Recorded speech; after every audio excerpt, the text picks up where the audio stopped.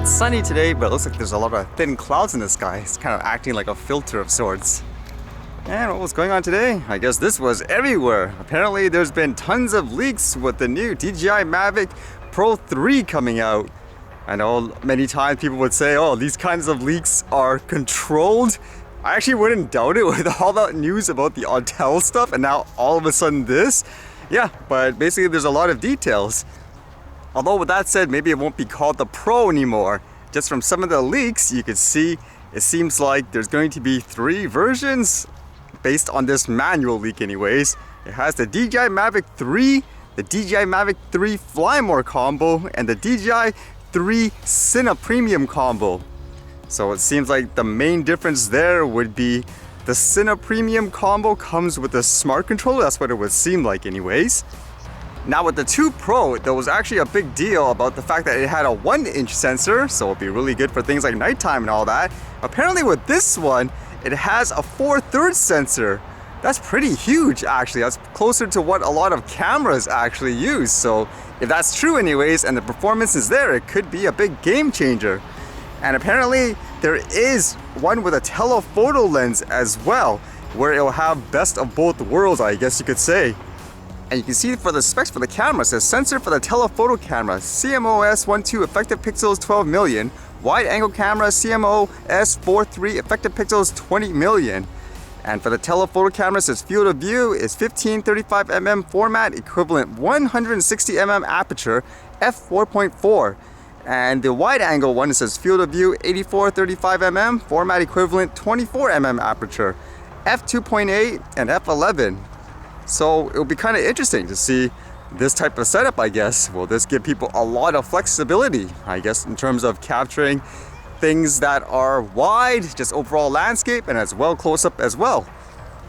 Apparently in the manual too, it shows that it uses the DJI Fly app. It makes me wonder why the Fly app, not the DJI Go one. The assumption would be this drone will cost about $1,600 just for the basic model, and then all the plus and stuff will be a lot more expensive. Apparently the Cine bundle too should have an SSD built in, I guess, drive within the actual drone. I guess that's always useful, just in case you forget like the memory card and all that. And the release date itself, according to these anyways, it seems like it'll be about November 15th. So that's still a while off, but at the same time, again, I wouldn't be surprised if this was a planned leak just with all the announcements from other companies. It's been almost 3 years too in terms of the 2 Pros and stuff coming out.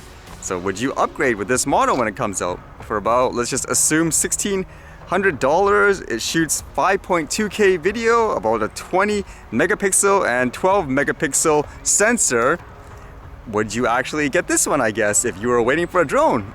Or for some people I know they're still waiting for even bigger ones, for example, like the Phantoms. I don't know if they pretty much buried that and just going with the more portable stuff. I wouldn't be surprised if the next drone after this would be like another Mini.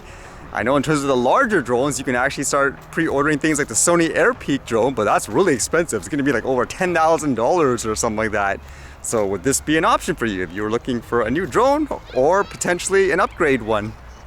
Although one factor I didn't really get out of reading all these manuals, because in some places, in like the US, they're going to have more strict guidelines in terms of drones requiring something like a remote ID, and I didn't really read anything like that in any of these manuals. So it makes you wonder if that'll be a completely separate, I guess, tech, so to speak, kind of like all those other patents that we saw, where maybe they have something else that you add on to it afterwards, so that way they can use it for all of their drones in general.